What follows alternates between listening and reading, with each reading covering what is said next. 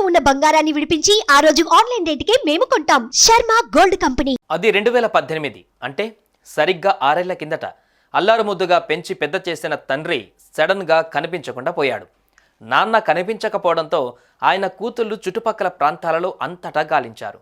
కానీ కూతుళ్లకు ఆ తండ్రి జాడ కానరాలేదు. దీంతో అతని కుటుంబ సభ్యులు గుండెలు పగిలేలా ఏడ్చి ఆఖరికి కన్నీళ్లు కూడా ఇంకిపోయిన పరిస్థితి. అయితే మా నాన్న ఎప్పటికైనా కనిపించకుండా పోతాడా, తిరిగి రాకుండా పోతాడా అనే ఓ చిన్న నమ్మకంతో బతుకుతూ వస్తున్నారు. కట్ చేస్తే 6 ఏళ్ల తర్వాత ఆ తండ్రి ఆ కూతుళ్ళ కంటపడ్డాడు. నాన్నను చూసిన ఆ కూతుళ్ళు భావోద్వేగానికి గురయ్యారు.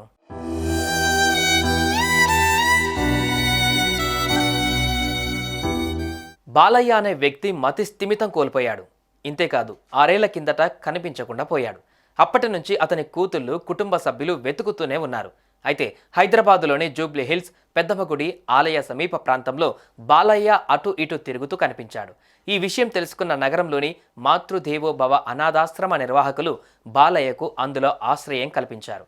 కాగా తప్పిపోయిన తండ్రి కోసం అతని కుటుంబ సభ్యులు, ప్రధానంగా ఆయన కూతుళ్ళు నగరంలో వెతకని ప్రాంతం లేదు, చూడని గల్లీ లేదు.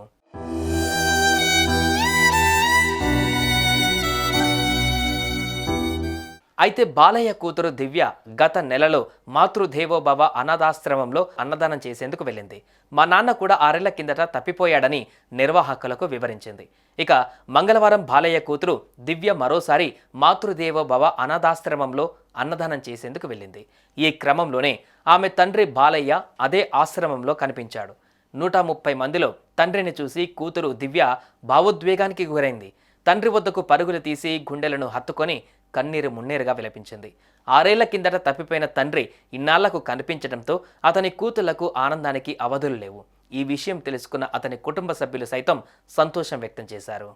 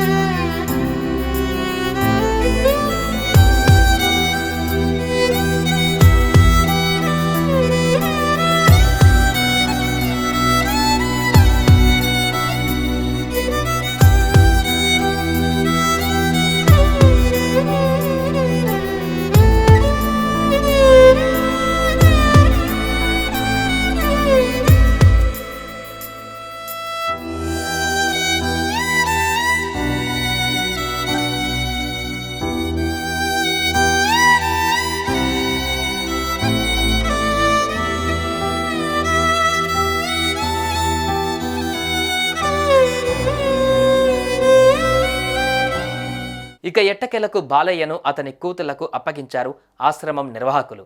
ఇందుకు సంబంధించిన వీడియోనే ప్రస్తుతం సామాజిక మాధ్యమాలలో వైరల్గా మారుతుంది. హృదయాన్ని హత్తుకునేలా ఉన్న ఈ వీడియోను చూసిన నెటిజన్స్ భావోద్వేగానికి గురవుతున్నారు. ఈ వీడియోను చూసిన నెటిజన్స్ ఒక్కోరు ఒక్కోలా కామెంట్ చేస్తున్నారు.